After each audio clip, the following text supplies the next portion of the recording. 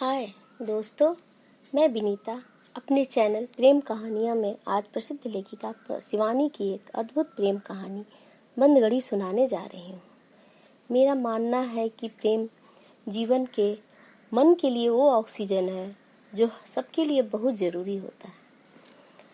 कहानी को संक्षेप और सरल हिंदी में करने का प्रयत्न किया है ताकि सबको सुगम सरल लगे। माया ने छाया दीदी के हरे पर्दे खिसका कर देखा। दूर दूर तक कोहरा फैल गया था। अंधेरे में चमकती छिपती रोशनियां जुगनू सी दप दप दमक रही थी। गरजते मेघ क्यों तर्जन सुनकर यूं लगता था पानी बड़े बेग से बरसेगा। अभी तक छाया दीदी क्यों नहीं लौटी? हॉस्पिटल के राउंड से नहीं लौटी। क्या पता किसी कमबख्त को दर्द उठ गया हो। झुलाकर माया ने छाता उठा लिया। बच्चे कब की स्कूल से आ गए होंगे। और जीजी के खानसामे से बोली, जीजी से कहना मैं कल आऊँगी। बड़ी देर रुकी रही, कल फिर आऊँगी। कोहरा चीर कर घर की ओर चल दी। बड़ी अच्छी फिल्म लगी थी, लव इन द आफ्टरनून। और जीजी ने सब चौपट कर दिया। कल का दिन बीच में है, परसों फिर मेरे पैरों में बेड़ियाँ बंध जाएगी। बुध को लौटेंगे गिरीश। खैर कल सही। कल जीजी को फिर कोई निगोड़ी मरीज न बांध बैठे। घर पहुंची तो गोल कमरे की बत्ती जल रही थी। रानी खेत की सी हीम शीतल बया और हृदय के आतंक ने उसे कपा दिया। तो क्या लौट आए हैं? वो भीतर गई ही थी कि सोनिया भागती हुई उससे लिपट गई। मम्मी, पापा आज दौरे से लौट आए हैं। मूड बहुत खराब है, इतना खराब। अपनी नन्ही सी बाहों को शून्य में फैलाकर पिता के भयंकर मूड का घनत्व तो बताने लगी। बाय गॉड मम्मी, ड्राइवर से बोले सुअर का बच्चा। और अच्छा बस कर। माया ने झुलाकर उसे अपने से अलग कर दिया। इस बीच गुसलखाने का द्वार खुला। द्वार क्या खुला, सर्कस के शेर का पिंजरा खुल गया। अच्छा कहिए, घूम आई? जानलेवा घाटियों पे जीप दौड़ाकर इंसान घर आता है तो एक प्याली चाय का ठिकाना नहीं। जाइए ना और घुमाइए। गिरीश ने उसे क्रूर दृष्टि से चीर कर देखा। अपनी शांत दृष्टि से पति का व्यंग और क्रोध झेलकर माया बोली, घूमने नहीं, छाया दीदी के यहाँ गई थी। बड़ी कृपा की। गिरीश ने स्वर का बाण मारा और अखबार उठाकर पढ़ने लगा। डबडबाई आंखें पोंछकर माया चौके से जाने लगी तो मम्मी मम्मी कहता 2 बस का। अतुल पैरों से लिपट गया। उसके पीछे कूदता फांदता एल्सेशियन रोस्ट्री आ गया। उसकी कूदाफानी में पीतल का फूंदान झनझना कर गिरा। अखबार हटाकर गिरीश ने एक लात रोस्ट्री को जड़ दिया और गरज कर बोला, भाग जा हरामजादे, 2 मिनट तो कहीं शांति से बैठने को मिले। सहम के क्षण भर में पूरा परिवार बिखर गया। आया आकर अतुल बाबा को ले गई। बाप रे बाप, साहब है या बम का गोला? वो मन ही मन बुदबुदाई। माया ने चट गुसलखाने में जाकर द्वार बंद कर लिए। सहमी सोना अपनी होमवर्क की रफ कॉपी में भयंकर दैत्याकृतियां बनाकर लिखने लगी। पापा इज ए डेविल, पापा भूत है, पापा is a big bad devil. Pratul अपने मित्र के यहाँ अंग्रेजी गाने के रिकॉर्ड सुनने गया था। तंग मुहरे की पैंट की जेब में हाथ डालकर मस्तानी चाल से गुनगुनाता भीतर घुस आया। Lipstick on your collar. गिरी मेज और बिखरे फूलदान को बिना देखे ही कंठ स्वर त्रिउतर करता हुआ वह आगे बढ़ गया। सहसा कोने की कुर्सी पर पापा को देखा तो सांप सूंघ गया। अखा आइए प्रिंस ऑफ वेल्स, बैंक के तीखे स्वर में पापा बोले। कहिए कितनी पिक्चर देखी? यह लिपस्टिक वाला वाहियात गाना भी उसी फिल्म का है ना पापा, ये तो बिना का टॉप हिट है। रुआसा सा होकर प्रतुल बोला, क्यों नहीं बाप साला हड्डियां तोड़कर पैसा कमाता है कि लाडले यही हिट सुने। चल ये जनानी चूड़ीदार सी पैंट बदल कर आ। बेशर्म जमाना बोल रहा है, बाप के सामने बेहूदे गाने गाए जा रहे हैं। चल हिसाब की कॉपी लेकर बैठ। उनकी उम्र में हमें चक्रवर्ती की अंगनी जीभ की नोक पर थी, पर इनसे पूछिए 16 का पहाड़ा तो साफ।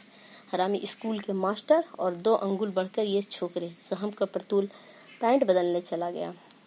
गिरीश चंद्र शर्मा अपने विभाग का सबसे सम्मानित एवं ख्याति प्राप्त इंजीनियर था। दुर्गम पहाड़ों के वक्ष चीर कर नई मोटर रोड बनाने का भार इसी से उससे सौंपा गया था।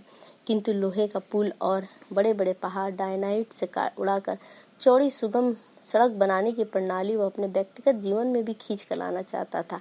कठोर अनुशासन, ममता और वात्सल्य की डोर को चतुर चूहे की भांति भीतर ही भीतर कुतरे जा रहा था। इसका उसे ध्यान ही नहीं था। इसी से वह जब दौरे पर जाता तो घर में शहनाइयां बजने लगती। अत्ती को आया को सौंप माया जीजी के यहाँ चली जाती। घंटों दोनों बहनें गप लड़ाती। दिन डूबे माया घर लौट आती। सोचती, हाय छाया दीदी कितनी सुखी है, न बच्चों की चेपे न पति की झिड़कियाँ। काश मैं छाया दीदी होती। और छाया सोचती, हाय माया कितनी सुखी है, फूल से बच्चे और कार्तिकेय सा सुंदर पति। काश मैं माया होती। छाया थी सांवली, देखने में अति सामान्य, किंतु पढ़ने में प्रखर बुद्धि। इसी से वह बन गई डॉक्टर। और माया थी सुंदरी, भावुक, शरीर और मन दोनों से दुर्बल। सिविल सर्जन पिता की लड़ैती पुत्रियां दोनों बड़े दुलार से पलकर बड़ी हुई थी। माया नाजुक और छोटी होने के कारण पिता के बहुत मुंह लगी थी। इसी से बड़े यत्न से उसके लिए वर चयन किया गया था। गिरीश रुड़की इंजीनियरिंग कॉलेज का मेधावी छात्र था। लाखों में एक जानकर ही उसके संपन्न ससुर ने उसे चुना, यह वह जानता था। किंतु उनका धन वैभव उसके व्यक्तित्व को मोल तोल की डोर से कभी न बांध सके, यह उसने एक प्रकार से स्पष्ट कर दिया। दोनों का व्यक्तित्व नहले पर दहला था। झड़प होती तो माया और गिरीश सांप नेवले के भांति आमने सामने खड़े हो जाते। जय पराजय का लेखा कब किसके पल्ले रहा कोई जान भी न पाता। माया थी भावुक, गिरीश को भावुकता से चिढ़ थी। माया को सोख रंग की साड़ियाँ पसंद थी। कभी कभी लिपस्टिक लगा लेती तो गिरीश कहता, चूहा मार कर खून लगा लो ना होठों पर, और अच्छी लगोगी। माया जल भून कर रह जाती। माया को रोस्ट चिकन खाने में मज़ा आता। गिरीश को गोश्त देख के उपकाइयाँ आती थी। छाया दीदी कभी कभी बड़ी चेष्टा और चातुर्य से छोटी बहन से बातें गुलवा लेती। हद यह गिरीश, अजब किस कसाई है, गोवा बाप नहीं हुआ हो गया है, कल ही कहूँगी मैं, वह कहती। पर मन ही मन वह स्वयं उस मानवोल के तरस के रह जाती। अविवाहित माया कम कैसे अमूल्य होते होंगे वे मान अभिमान के मधुर क्षण। वह रूठना, यह मनाना उसके जीवन में आकाश कुसुम चयन सम रहेंगे। इधर गिरीश उनसे मन ही मन चिढ़ उठा। जब से छाया के बदली रानी खेत को हो गई, माया एकदम ही पराई हो गई थी। पति पत्नी में बोलचाल हाँ हूँ तक ही सीमित था। निरंकुश स्वेच्छाचारी सम्राट की भांति गिरीश ने शासन की बागडोर अव्यवस्था के भय से और कड़ी कर दी। खाने के मेज पर सबकी लगते, पर गिरीश के आते ही अनुशासन का कठोर मेघ सा छा जाता। यंत्रोक्त कर खाकर सब चुपचाप उठ जाते। मेज पर लगे कहे चुहलबाजियां जैसे सब भूल गए। मम्मी और पापा के सामान्य से झगड़े ने भीषण रूप धारण कर लिया है। नन्हे मासूम भोले चेहरे बेरौनक हो गए, जैसे दुकान पर सजे बहुत पुराने खिलौने हों। घर की झुंझलाहट बाहर निकलने लगी। मेम साहब महरी और आया से बेमतलब उलझने लगी। उधर दफ्तर के हेड क्लर्क चपरासियों पर साहब जरा जरा सी बात पर बरसने लगे। एक तो मार्च का महीना, बिलों और फाइलों का अंबार। उधर पत्नी और बच्चे मोर्चा बांध कर अलग हो गए। मम्मी और पापा के झगड़े में बच्चों की सहानुभूति मम्मी के साथ देखकर गिरीश जल भुन बैठा। उसने अत्याचारियों की झड़ी लगा दी। पराठे बनते तो वह फुलके खाता। पहले मूंग की दाल से कोसों दूर भागता, अब दिन रात मूंग की दाल चाहिए। खाकर झनाक से थाली पटक देता, कभी झनक से गिलास। इधर क्रोध और झुंझलाहट से भरी माया चौके से ही चिमटे और सरसी का जल तरंग बजाकर प्रत्युत्तर देती। ऐसी बाढ़ आ गई जिसका कूल किनारा नजर नहीं आता था। लगता था क्रोध की नदी हरी भरी गृहस्थी को निगल कर ही मानेगी। एक दिन माया हल्दी की पुड़िया खोलकर संभाल रही थी कि पुड़िया के कागज पर दृष्टि दौड़ गई। फटे अखबार का पृष्ठ था, 20 वर्षीय स्त्री की दुखद मृत्यु। घर के झगड़े से ऊब कर 20 वर्षीय मिसेज खेर ने कल मिट्टी का तेल डालकर आत्महत्या कर ली। डूबते को तिनका मिला। क्षण भन की आत्मा और सदा के लिए मुक्त हो जाएगी। आज ही वह संकल्प पूरा करेगी। माया की आंखें चमक उठी। खूब सबक मिलेगा बच्चों को, अकल ठिकाने आ जाएगी। जरा रख तो ले धोबी और दूध का हिसाब, चला तो ले घर खर्च। जान लेंगे बच्चों की कै बीसी सैकड़ा होते हैं। एक रात अतुल बीमार पड़ जाए तो छठी का दूध याद आ जाएगा। पर सहसा मातृहीन अतुल की काल्पनिक बीमारी की आशंका ने पति के प्रति प्रतिहिंसा की ज्वाला पर ठंडा पानी गिरा दिया। माँ का गले का हार पकड़े बिना अतुल की दूध की बोतल मुंह में नहीं लेता। एक दिन उसे छाया के यहाँ लौटने में देर हो गई तो मम्मी चीख कर उसे बुखार हो आया था। सोनिया को स्कूल जाने से पूर्व माँ से लिपट कर नित्य पैसे वसूल करने का कुटेव है।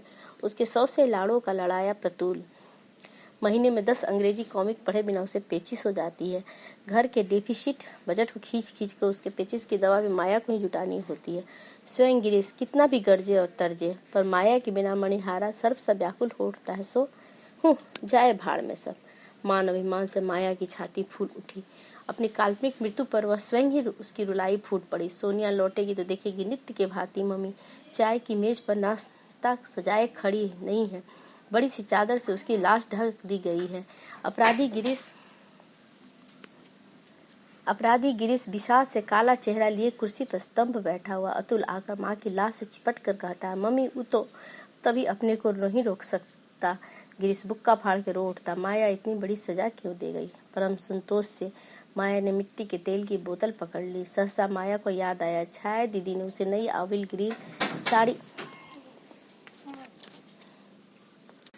परम संतोष से माया ने मिट्टी के तेल की बोतल पकड़ ली। सहसा माया को याद आया, छाया दीदी ने उसे नई ऑलिव ग्रीन साड़ी लेकर दी है। एक दिन भी तो नहीं पहनी उसने, क्यों ना आज अंतिम बार पहन ले। माया ने मुंह धोया, नई साड़ी पहनी, जूड़ा बनाया, सफेद माथे पर बड़े जतन से बिंदी धरी और अंतिम बार शहीद की करुण दृष्टि से अपना मोहक प्रतिबिंब आईने में देखा। केवल एक बार अतुल को देखने की इच्छा बलवती हो उठी। धीरे धीरे दबे पैरों से गोल कमरे तक गई। अकेला बैठा अत्ती बूट पालिश की डिबिया को फर्श पर लुढ़का रहा था और भाग भाग कर मुंह में दबाकर रोस्टी उसे फिर नन्हे माले के चरणों में रख दे रहा था। दोनों हाथों से तालियां बजाकर किलकारियां मारता और अतुल उसे पहिए की भांति लुढ़का दे रहा था। पुत्र की कीड़ा रत छवि को डबडबाई आंखों से भरकर माया देहरी से ही लौट आई। घड़ी में 2 बजे थे। 3 बजे बच्चे लौट आएंगे, इससे पहले ही मन पक्का कर मुक्ति पा लेनी होगी उसे। मिट्टी के तेल की बोतल और दिया सलाई लेकर गुस्साखाने में घुसने को ही थी। सहसा स्मरण हुआ, प्रतुल सुबह कह गया था, मम्मी मेरी सफेद कमीज में बटन टाक देना, मुझे डिबेट में जाना है। झुझलाकर बाहर निकली और कमीज निकालकर बटन टाकने बैठ गई। कभी याद करेगा मम्मी के हाथ के टका आखिरी बटन। बेसमझ आंखें फिर बरसने लगी। अतुल की किलकारियां और नन्ही सी हथेली की तालियां उसके हृदय पर घन की सी चोटें कर रहा था। पर अब नहीं रुकेगी। वो बाथरूम में घुसकर कुंडी चढ़ाएगी और पर क्या इतनी सुंदर ऑलिव ग्रीन कांजीवरम पर मिट्टी का तेल छिड़कना बुद्धिमानी होगी। क्यों न कोई फटी सी इकलाई पहन ले, इसे कभी सोनिया पहनेगी। एक लंबी सांस खींचकर उसने सोचा। वो सोच ही रही थी कि गिरीश का स्वर आया, अरे दुष्ट, यह क्या लंगूर सी शक्ल बना ली है। ओ हो। और पति का वही चीर परिचित उन्मुक्त हास्य जिसे वो प्रायः भूल ही गई थी। स्नेहमयी वात्सल्यपूर्ण झिड़की ही थी, क्रोध का लेस भी न था उसमें। हत तेरी नानी के दुम, क्या चेहरा बना लिया रे भूत। क्या किया पापा। सोनिया और प्रतुल का स्वर था, साथ ही पिता और बालकों का सम्मिलित राशीभूत अट्टहास। चट मिट्टी के तेल की बोतल कोने में पटक वो बाहर निकल आई। घड़ी में अभी 2 ही बजे थे। सर्वनाश, तो क्या घड़ी बंद थी। कान के पास घड़ी ले जाकर देखा तो सचमुच घड़ी बंद थी। चाय का पानी भी तो नहीं चढ़ाया था उसने। इतने में ही अतुल को कंधे पर बिठाकर गिरीश आ गया। उसके पीछे प्रतुल, सोनिया और सबसे पीछे दुम हिला हिला के नन्हे मालिक के अनुभव कला चातुर्य की दाद देता रोष्टी। बादलों के चीर कर जैसे सहसा तरुण चंद्र की धौत चंद्रिका म्लान वनांत को रंग जाती है, ऐसी पुत्र को देख मधुर हास्य से माया का बेदना विकीर्ण म्लान मुखमंडल उज्जवल हो उठा। पति के कंधे पर बंदर का सा चेहरा बनाए श्री अतुल चंद शर्मा विराजमान थे। बूट पालिश की काली डिबिया से उन्होंने अपने चंद्रमुख को काला नाना प्रकार के त्रिपुंडों शोभित कर लिया था। अपने 2 दांतों के अनुपम छटा बिखेरते फक से मुस्कुरा रहे थे। पति की ओर देखकर माया ने आंखों में संधि पत्र पर हस्ताक्षर कर दिया। माया को देखकर अतुल उसकी गोद में आने को मचलने लगा। बाहें फैलाकर माया उसे लेने लगी तो पति के कंधे से उसका हाथ छू गया। बच्चों की दृष्टि बचाकर गिरीश ने उसके बाह में चिमटी काट दी। उफ, माया ने स्नेहपूर्ण कटाक्ष से गिरीश की ओर देखकर अतुल को गोद में ले लिया और मन ही मन सोचने लगी, कैसी नासमझ है छाया दीदी। कहती थी तेरा पति कसाई है। कसाई भला ऐसी स्नेहभीनी हरकतें कर सकता है। देख तो सोनी, घड़ी में क्या बजा है। 4:15 बजे मुझे एक मीटिंग में जाना है, गिरीश ने कहा। भागकर सोनिया घड़ी ले आई। हाय पापा, कैसी कनस्तर घड़ी है, जब देखो तब बंद, इसमें तो 2 ही बजा है, यह देखिए। सच घड़ी में अब भी 2 ही बजे थे। माया ने कृतज्ञता कातर दृष्टि से बंद घड़ी को देखा। उसे लगा जैसे उस बंद निर्जीव घड़ी से सुंदर अन्य कोई वस्तु संसार में हो ही नहीं सकती। धन्यवाद।